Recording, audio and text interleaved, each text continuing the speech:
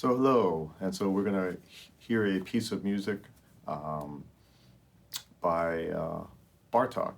And so if you want to cut to the chase, as it were, you can click on the link below in the description and go straight there. But what I'm going to do first is I'm going to talk about the person behind that piece of music, Bela Bartok. And Bela Bartok was a Hungarian musician. He was a pianist, composer, uh, born in the latter half of the 19th century, lived till about the end of World War II. And so he bridged both centuries, both 19th and 20th. And he was something more than just a musician, so to speak.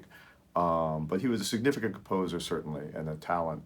But beyond that, he was something else. So he was talented from an early age, and so his life, to some degree, at the latter half of the 19th century, being a talented, precocious musician as a child, his life was sort of mapped out in some ways at that time. And as he put it, he said that he was expected to compose charming salon music.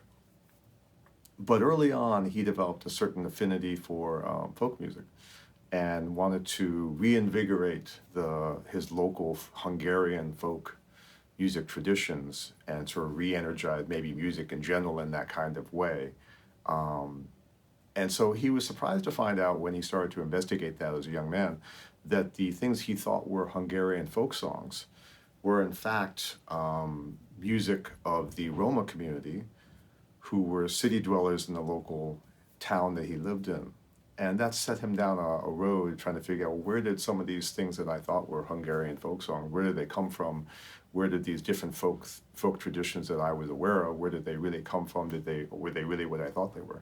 And so he started down that road, and really it became a lifelong quest in terms of trying to find different folk music traditions and find it and do more than that. So what he did as a young man starting out was that he took what was then new, the new Edison phonograph with the cylinders, and he took that machine, and because of what it was, you could play back, but you could also record on those cylinders.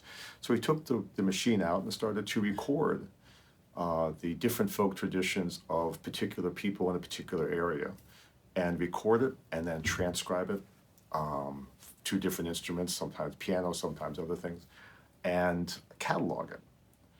And so in so doing, he began to examine where music came from and who were the people that were making the music and how was that perhaps that related. And that began, he along with other people were doing that at that time. And that was not a field of study in of itself, but it became one. And today we know that as ethnomusicology.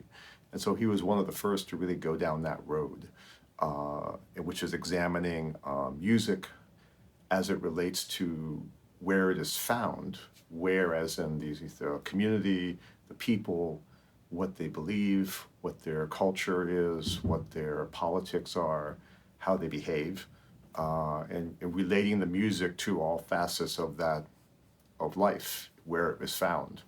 And so he started to do that, and there were only a handful of people at that time along with him were also doing something like that in parallel. So like I said, eventually it became something, but it took a long time into the 20th century for that to really become a defined discipline. And even today, the definition is sort of fluid. So what I gave you may not be what other people might describe it to you as, but that's sort of what it is in terms of music as it relates to the society where it's found.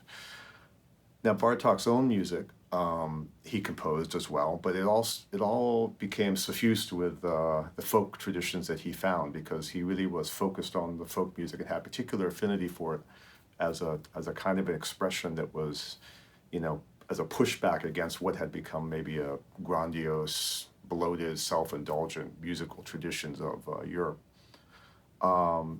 He explored lots of things beyond Hungary. So he explored traditions such as Romanian, Serb and Croatian, Bulgarian, Turkish, North African.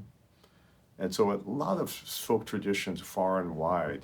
His goal really was, he really had a vision that he wanted to take all the folk traditions of the world and sort of pull them all together into one big catalog of folk music, which he thought was really his big quest to do. And so he went along that kind of road of recording, transcribing, cataloging.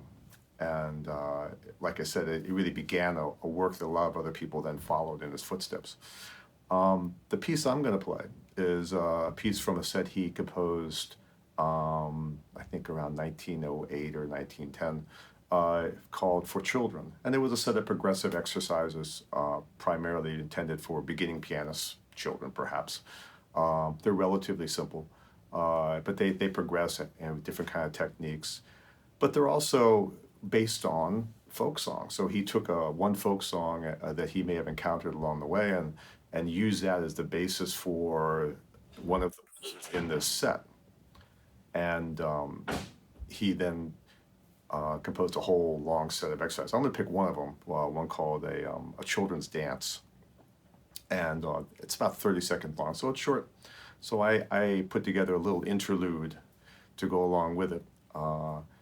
And what I did was I played the piece proper in the beginning without its actual ending. And then I sort of segue into a little interlude in the middle.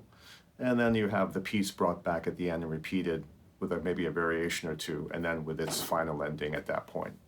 And so it gives a sort of an A-B-A kind of a structure. So, but it's only 30 seconds long as it is. So I wanted to sort of bring the piece a little bit more length. So that's what you're going to get. And hopefully you'll enjoy it.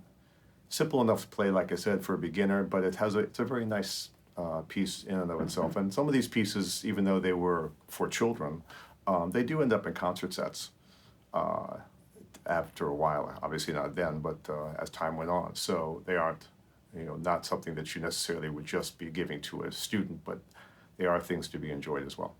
So anyways, here is Bela Bartok's A Children's Dance.